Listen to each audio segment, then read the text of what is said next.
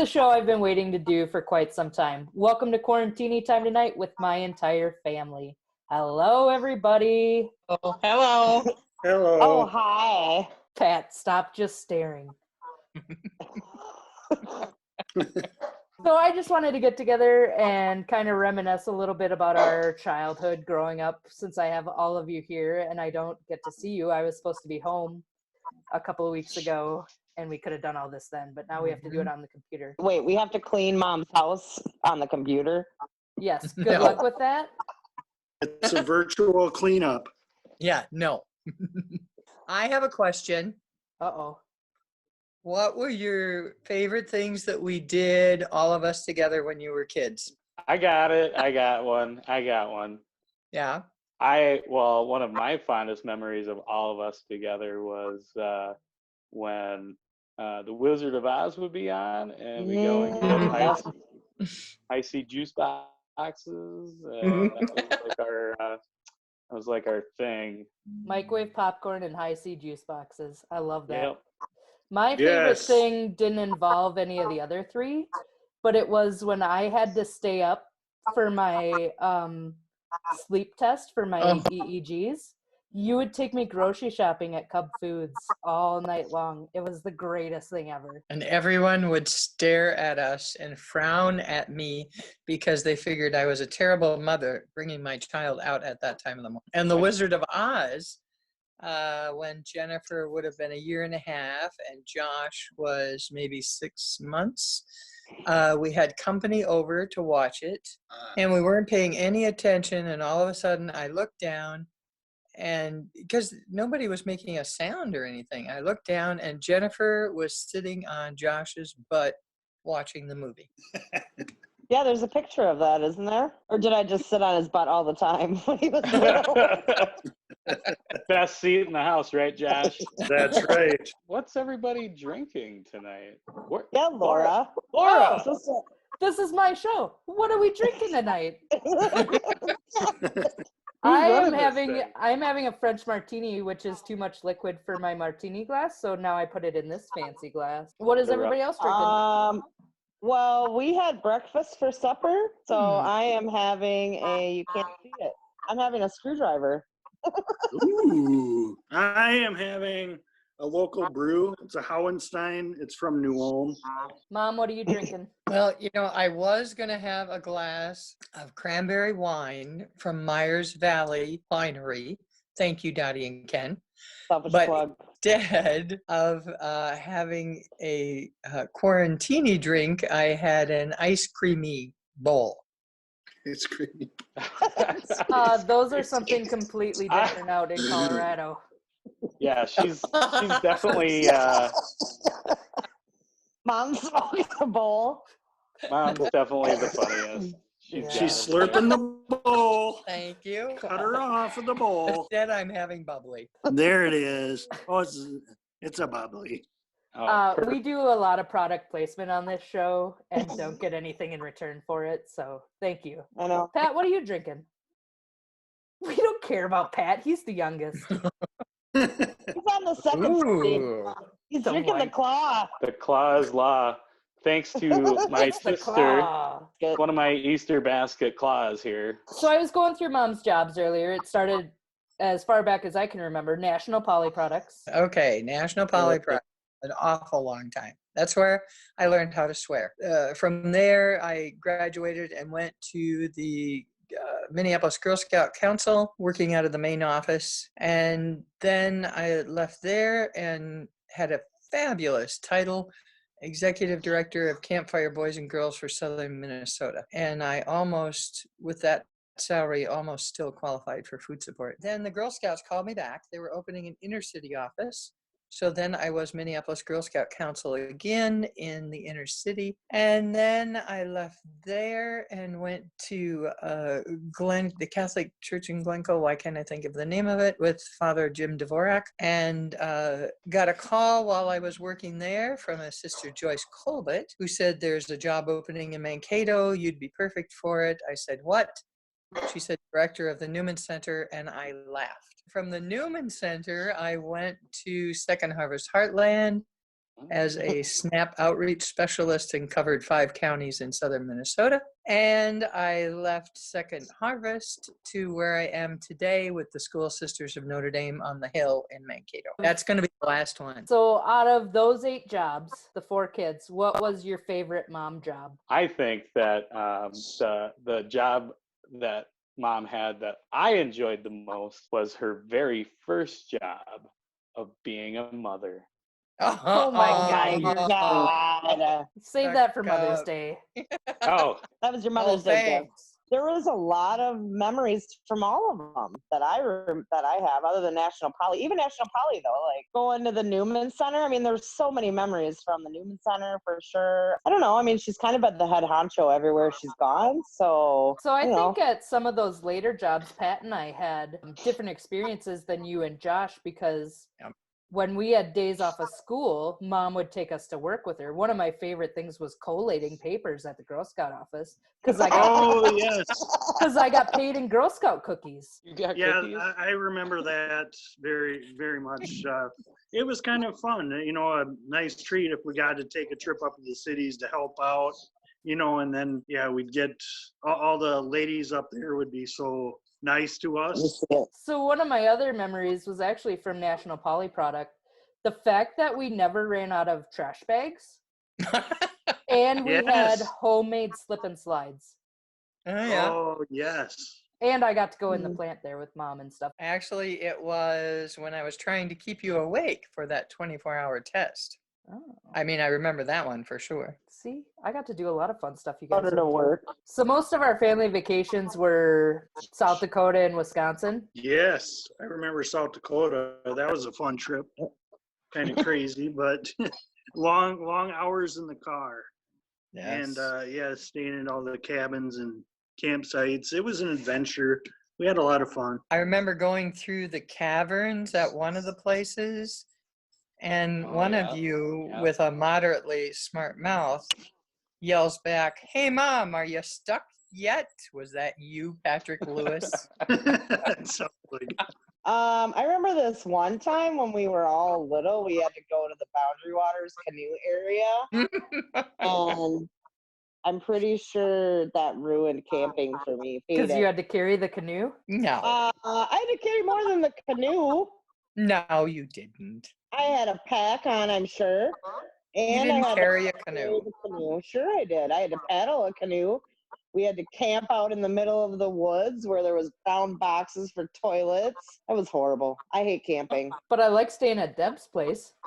Yeah, that was fun. Yeah, we always look forward to getting to Deb's place because it had all those amenities, and we got to sleep in a cabin and we're out in tents and with Flush toilets. and flush toilets, and yeah, exactly. It was kind of a treat once we We got always there. had to help Deb with the But, dishes yeah, and everything. Oh yes.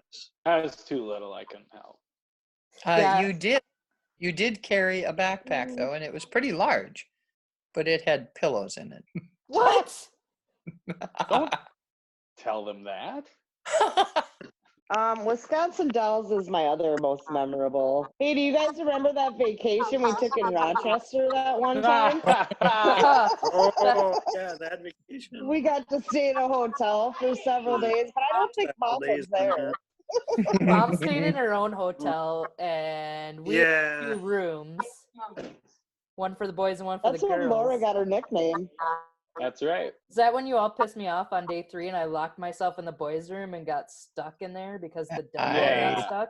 I also heard a and story of Josh running between the 2 rooms, and people in each room shut the door at the same time. That's because And he was, in his Oh, yeah, he underwear. was stuck in the hallway in his undies. Yeah. yeah. My undies. Whitey tighties. But Mom, you slept through all this. I know. What can I say? Some great memories at that hotel. I believe I got that nickname "bitch" because that Song. What was that song? that song Meredith Brooks and Yeah, and you were This being a pop was bitch. playing on the radio. Yes, You went to the other room, you locked the deadbolt so hard that it slid out of its socket. Stuck. Yeah. And then you called the room and you're like, I'm stuck in the room. I can't get out. Then, Did like, we call the fire department? the fire Like, Yeah, department they had or to come something get me showed out. up? yes, I think Bernie wanted to. We had to call the fire department. That's right. He came to save Laura. For those of you that don't know, my mother was Good baby. in a coma, possibly getting ready to die while I was locked in this room, and my brothers and sister were calling over and calling me a bitch. So No, you called us. We called you the bitch. Because that song was playing. We were listening to it like on the alarm clock radio in the room. Yeah. Do you remember when we were eating breakfast that one morning and I was drinking so much coffee, my hand was shaking? Oh, God. No. It was crazy. I just know everybody was gone somewhere. yeah, I was at Yeah. a parade in Benson, Minnesota. I was at Boy a Scouts. scout camp way up north. Yeah. So was And- I. I was there as well, no, you came up with Dad to get me. with Dad, and then we drove all the way from Cuyuna down to Rochester. Yeah. Jennifer, you were at some Govies thing with, because I was at a color guard secret sectional over by Waterville. Like, we were camping. So for those of you that don't know, this is the day that we're talking about is the day that our mother died, and somebody had to hunt us all down and tell us. Yeah. And I think did I have a cell phone? I remember somebody called Karen, maybe, or Karen's cell phone. That's how I found out, was from Karen Reddy. Oh, my gosh. I found out I was getting ready to step off in a parade, and my director came up and tapped me out. I had to drive home with somebody's dad. Hey. Who was real quiet. Yeah, it was a very quiet, awkward ride from Benson. When Bernie got the call, Yeah. they told her that they were taking into surgery for a pacemaker. So when she came down, she didn't know what was going on. When she got there, they said, if I survived the surgery, they give me a 20% chance of living, and she should call the kids. I still don't know how we all got tracked down. I have no clue.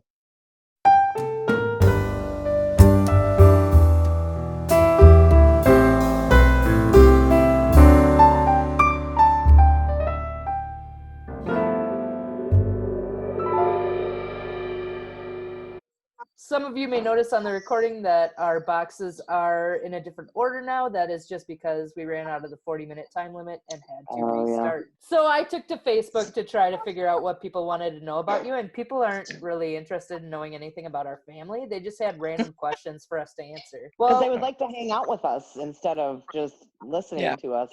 That's true. People love just hanging and being with us. So there was actually one question that was brought up by Maggie Mitchell Setley, who wanted to know the recipe for banana cream pie. Maggie, dear, I love you so much. Cold day in hell, honey. I tell you, there's bananas in it. And cream. And pie. Mark Kiefer, a friend of my mother's, how has meeting with your half-sisters affected your life? That would be Sydelle, because I don't have any half-sisters. I was going to say, I need to meet them. I'm sure most people don't know that I have half-sisters other than my sister, Bernie. So I never knew my father. A couple years ago, my kids gave me Ancestry DNA. Oh, wait, not your kids. Me. Oh, excuse me. Okay. In the meantime, through Ancestry, which I have not had too much time to play with it, I was found by a second cousin named Audrey who lives in Connecticut. Through Audrey, she messaged me once and told me she found out that Abraham Miller, who is my biological father, had two daughters. So she chatted with them a little bit, and then I said, ask them if I can have their number. We started chatting. The girls are Lorraine Sydelle and Susan. They live in the Los Angeles, Anaheim area. So Mark and I went out there for a visit, plus a good friend of mine, Father Neil Wilkinson, is out that way. So we stayed at his place, and I had about a 3-4 hour lunch meeting these three ladies. From Ancestry, I learned that I was 50% Ashkenazi Jew. And we're Jewish! Yay! Yay! Mazel tov! those three are still practicing Jews. And I just learned from Audrey. She sent me an email a couple of weeks ago where she had the 1920s census information. And at that time, Abraham was 12, and they called him Abi, A-B-I-E. Anyway, his father and his grandfather, they both came from Russia. It was good. Like an American Tale. Five I goes forgot about that. west. No, the first one, Laura. Oh. The next question comes from Jennifer Epper, who is the funniest, and Travis Hansen already answered this, telling us all that we already know that it's Pat McCabe. He was friends with Pat first, so. Well, way to waste a question, Jennifer. He doesn't count. Maybe as a foster son, maybe Travis is the funny one. No. We don't talk about all your other kids. Oh, yeah, okay. no kidding. All the other my train neighbor hoppers. Judy Bauer has a couple of questions. Oh. Is the moon made of green cheese? Yes, it is. Straight from the mouth of Josh McCabe. I just Yeah. I think it's yellow cheese. I don't know. Judy would also like to know how many angels can dance on the head of a pin. Actually, I believe she asked how many angles. She did ask how many angles. Judy. Sorry, Judy. Sorry to call you out like martini, that. Laura. Have another martini, Laura. Yep, you need another. I'm assuming she meant angels, but maybe she did mean angles. So how many angles can dance on the head of a pin? Insufficient data. How many angels? Why are they so small? Are they like fairies? Who knows how big angels are? Have you seen them? Mom's the only one that's died. How big's the pin? Judy Is didn't it give the us enough world's largest information. pin? That's what I'm saying. Like, come on. Let's get some research done. I'll talk to her Sorry, tomorrow. Judy. I have some crazy logic science kids at sometimes. You don't really, though. Wait, None of what? us. Other times they're not logical at You all. have what? Mindy Hansen, good friend of Oh. mine, would like to know, what is the weirdest thing you've ever seen an animal do, since you're all holding animals? Oh, I have a good one that just happened the other day. Amy, Carter, and I were all eating supper at the supper table, and we heard a big crash. Carter went out to investigate. Here, Jeffrey, the big fat cat of ours that I was just holding, knocked over our TV, landed straight, and cracked it. This one time, my friend Jason and I went to the Como Zoo when I went up to the cities to visit him. And we went to go check out the gorillas that they had there. And the glass was crowded by so many people.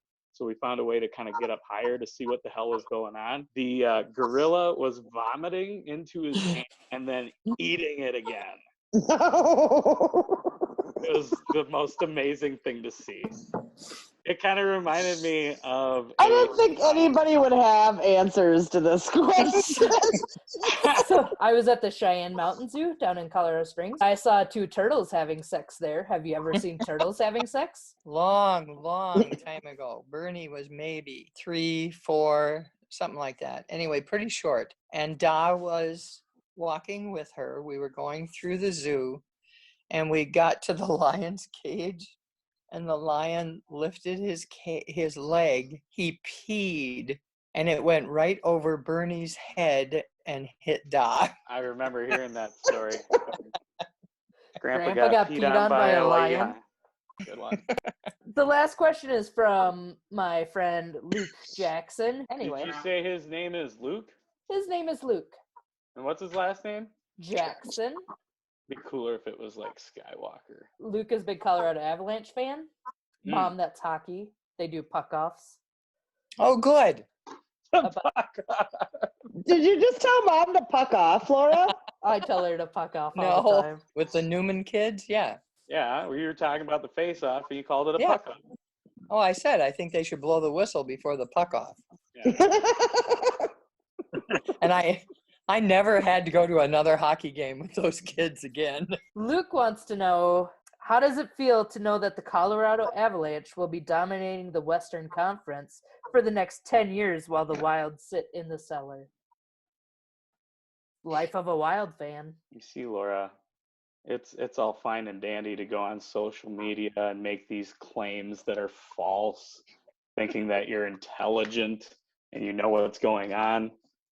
If he wasn't such a big Avalanche fan, I probably wouldn't care, I guess. And there you have it, Luke. I knew Pat No, would be Luke, Well said. no, Well said. hold on. The Wild have been garbage. I get it. They absolutely have. However, it can change. It can change just like that.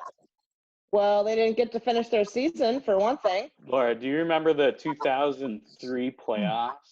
I do. When the Wild were down by, 3 games going into Game 7? Wasn't Richard Park the champion of that series? He was the champion of Game 6. And then Game 7, it was Andrew Burnett, if you recall, who scored the game Burnett, goal. who was played for the Avalanche and then the Wild and then back to the Avalanche, I believe. Yeah. Seriously, you Absolutely. guys, this is boring. Boring. We don't all share the common love of hockey. Can you Come on. Can you edit out all that BS I was talking About hockey? Yes, please. Yeah. Let's just say they both are terrible teams. Leave it at that. I mean, if the Avalanche are going to be number 1, then I'd be okay being number 2. Mom, who has been the favorite person to live with you after we all moved out? Oh, yeah. Well, I came with 2 kids. After we all moved out the first time. The first time.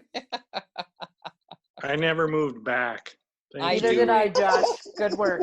I do remember when Jennifer and the I kids know. moved in, and 2 things that I often share with people.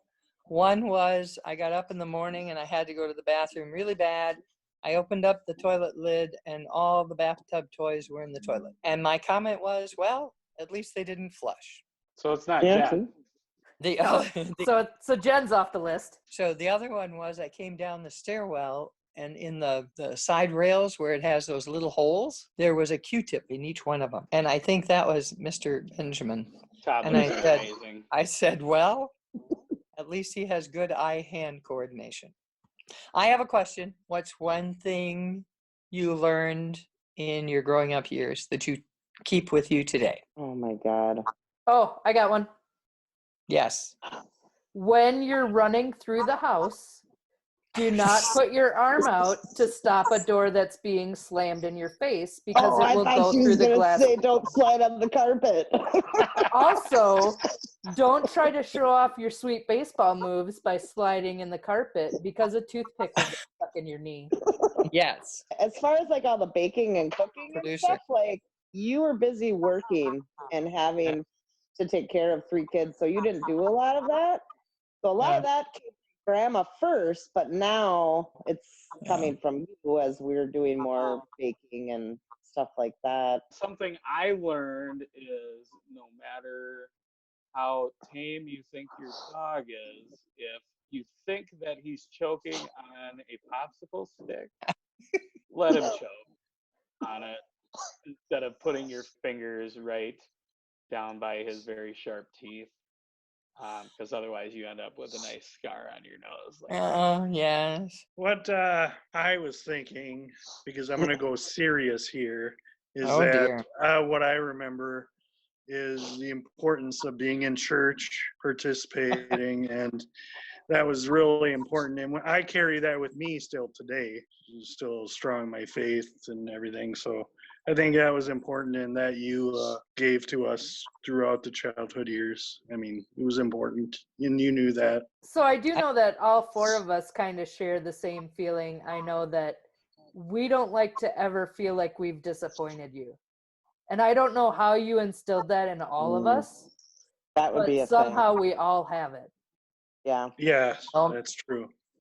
So there Nope, you go. haven't. You haven't. Yes.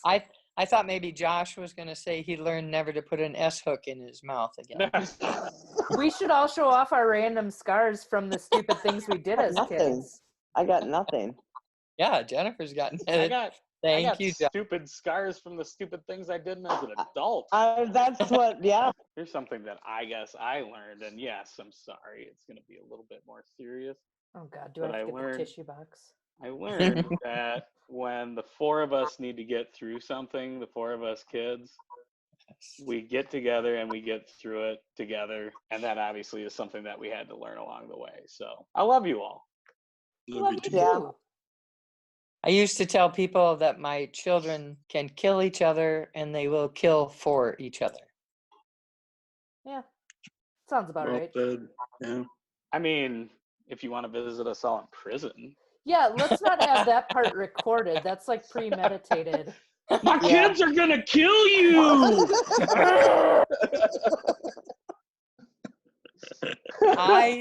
I think one of the biggest things that you all have is respect for everyone. Not that you like everyone, but respect, caring, helping others. Obviously, no isms. You've learned to love everyone, and I appreciate that. Are you taking credit for that? Pretty much. I think she should. Actually, that was one of the biggest. That was one of the biggest things. I mean, growing up in lower income family and just being thankful for everything that we did have. I mean, really passing that on to now our kids as well, and being able to appreciate in this time of entitlement and helicopter parenting and all of that. I mean, I didn't bring it up because it's not just one thing. I mean, that was what was and who we are. It's just because it's who we are, and so there wasn't necessarily just one thing that we took away from you. It was everything. Yeah. and I got it from my mother. How about stay tuned next week when the family invites a therapist? I want to thank all four of you for joining me tonight. This has been a blast, and I have missed all of you, and I'm very sad that I couldn't come home. We won't forget you. Thanks, Ashley. All right. Well, thank you all for joining me tonight on Quarantini Time. This has been the best show yet. Thanks, Laura. Love you all. Love you. Love you. Love you. Bye.